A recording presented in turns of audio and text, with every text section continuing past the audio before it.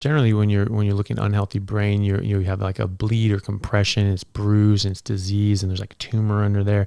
That's when you'll see distinctive visual differences. But you actually see actual browning of the bone in older people or sick people, in browning of the brain as well. It's called the Maillard reaction, where you're actually like glycating and oxidizing like these different things. Like when you cook and you brown something, it browns it. That's Maillard reaction, and we actually do this to ourselves. So you have someone who has who hasn't really been taking care of themselves, or someone who's like a kid. Bone is like bright white, it's clean, it's white, it's pristine. You're like, that's a healthy looking bone. And then you get someone who's older, they've been smoking and drinking and not really taking care of those. That's actually browned. The bone itself is brown and yellowed.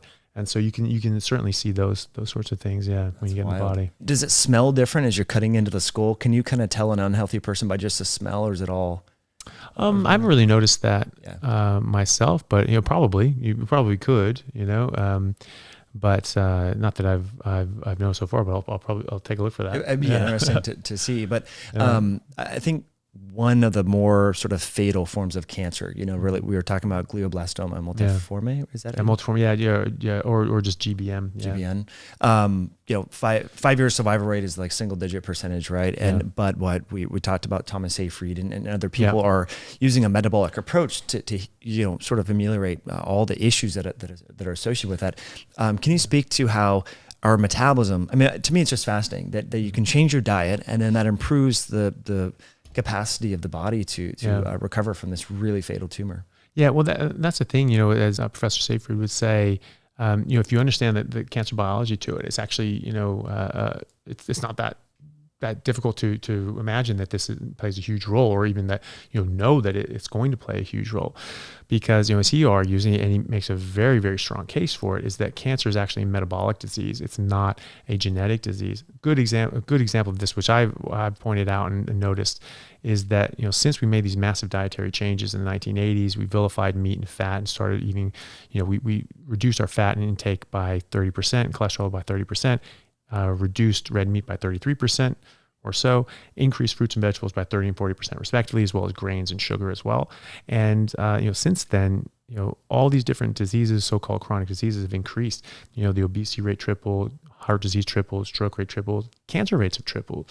Type 2 diabetes, autoimmune disorders, Alzheimer's, Parkinson's, even neurodevelopmental delays such as autism have all increased exponentially. They almost didn't exist before then. Now they're the only things we treat.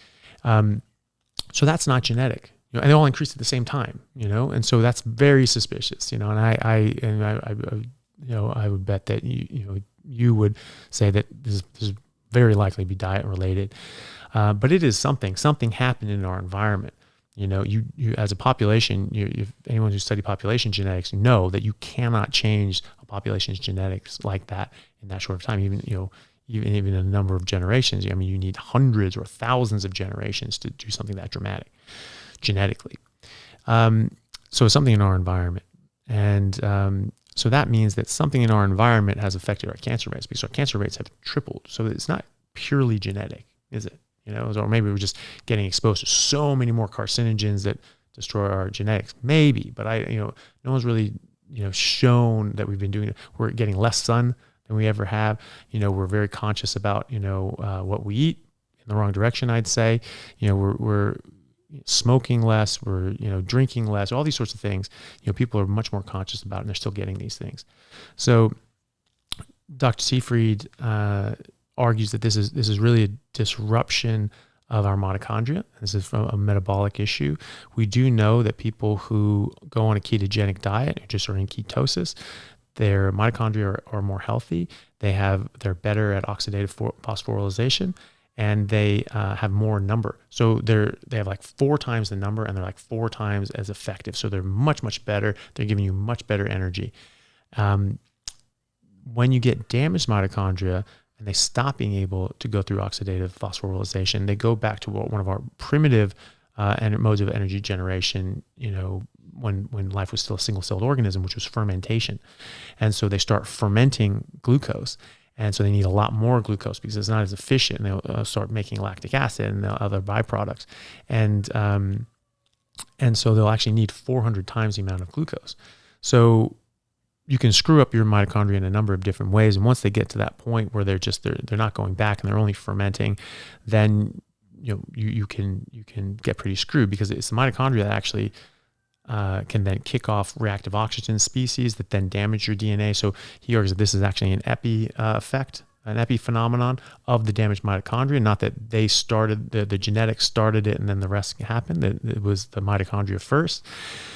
And then, which we see, like in tumors, like it's not just, all the cells don't just have the same genes. They're all different, and a lot of them have normal DNA and they act like cancer. The mitochondria are all screwed. The mitochondria are the gatekeeper. The mitochondria are what stop the cell from proliferating out of control, which is what cancer is.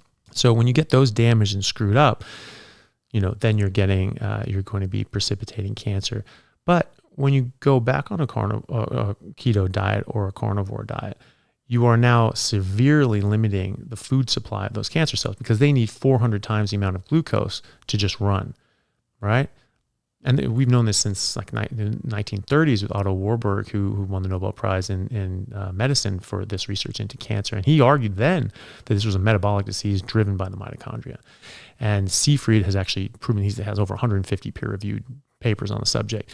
And he's actually showed that Warburg was right. And there's actually more to it than that, because there's glutamine, which is the most abundant amino acid in the body. This is actually something that cancers feed on as well.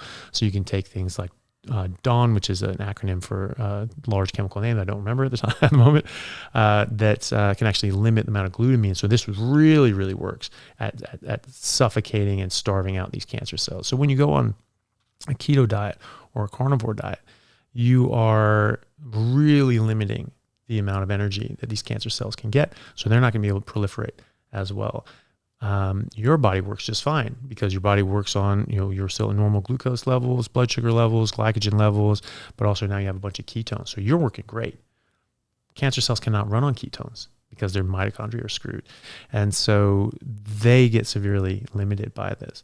And your body is much better able to contain and kill these little bastards, which is trying to do the whole time.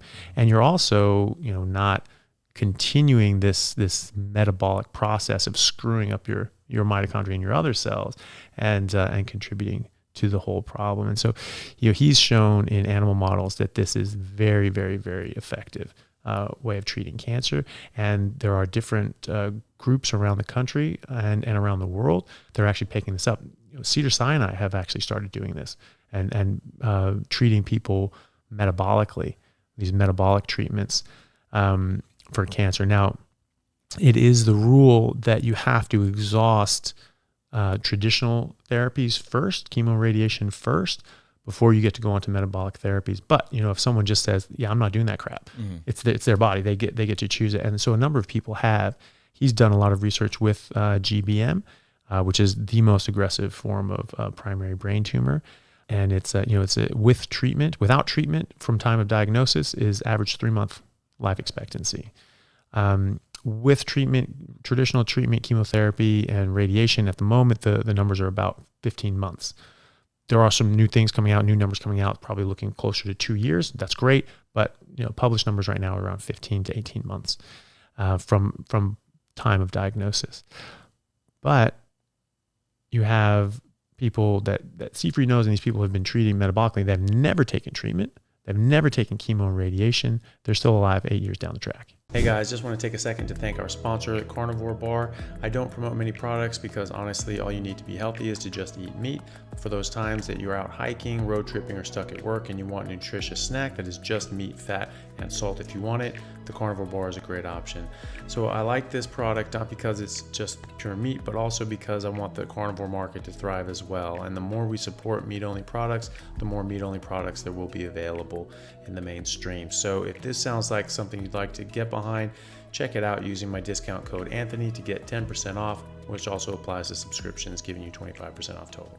All right, thanks guys. They've had surgery for debulking, but being just on keto, not even like carnivore, but like dirty carnivore sort of keto sort of thing, they're still being alive and kicking 8 years down the track.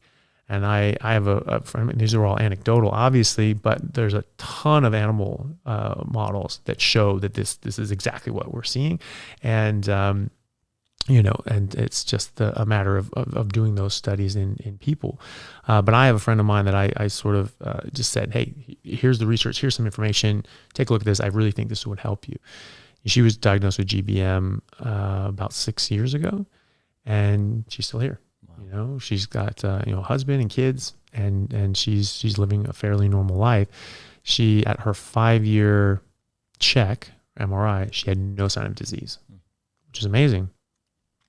I don't know if she stopped being as strict. She was sort of dirty. She would sort of go back and forth, but a lot of it, what she was doing was meat, and she did sort of take what I was saying to heart. And then sort of at 6 years, it started to come back, and so she needed to get like a further debulking. But 6 years is absolutely unheard of for a GBM, and especially to be completely functional and home with your kids as well. Amazing. Yeah, that's so cool.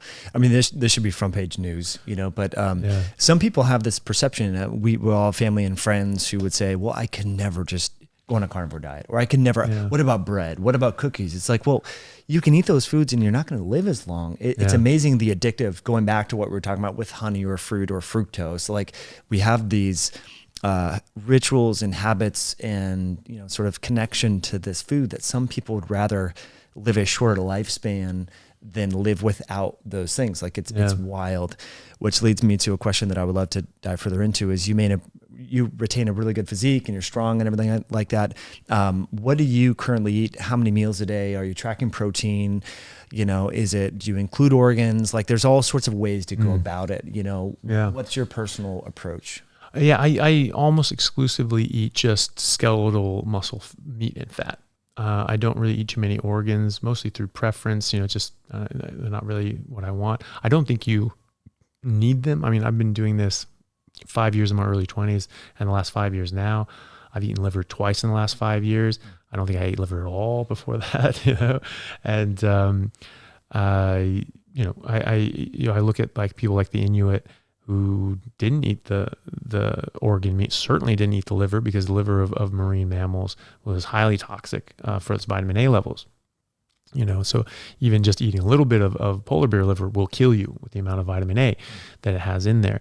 Seals are sort of just below that, like there's step up the food chain with the polar bears, because the polar bears are eating the seals. And so they have even more vitamin A, which stores in your liver, is fat soluble. It takes a long time to clear. And so they wouldn't eat that at all. They'd give that to their dogs. And, I know that people are proponents of eating organ meat and livers, and fine. They say, oh, look at wolves. Alpha wolf goes, directly for the liver and all that sort of stuff. Yeah, maybe, but we're not dogs. We're not wolves. We do know that in our relationship with dogs and wolves going back thousands and thousands of years, traditionally they got the organs and we got the meat. Lewis and Clark, the expedition across, America, they actually were talking about the same thing. They were hunting, they were eating meat, and they found that the people that fat was really, really the survival driver. So those who were getting more lean, weren't getting enough fat, they were dying. They were dying on this expedition. And so what they were doing is they were giving the lean cuts and they were giving the organs to the dogs that they were with. And they were going for the fattiest part, and those were the guys who survived. So I don't think that objectively you need organ meat. I don't think you need it. I also don't think that you need it in the proportions that some people get, because obviously if you're hunting an animal and you take down an animal, you have a liver, one liver for hundreds of pounds of animal meat.